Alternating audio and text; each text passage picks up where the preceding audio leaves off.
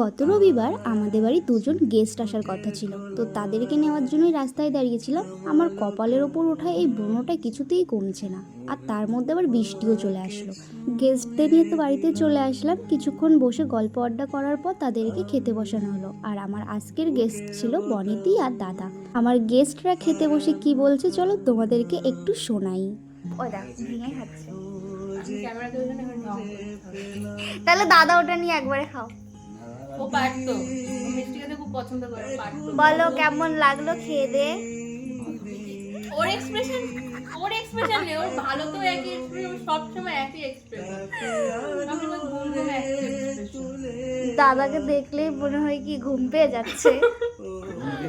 শুনলে তো আমার গেস্টদের কথাবার্তা। আর বনিদিকে তো তোমরা কম বেশি সবাই চেনো, কিছুদিন আগেই দিদির বিয়ে হয়েছে। দিদির বিয়ের আগে আইবুড়ো ভাত খাওয়াতে পারিনি, তখন আমার ভীষণ প্রেশার ছিল।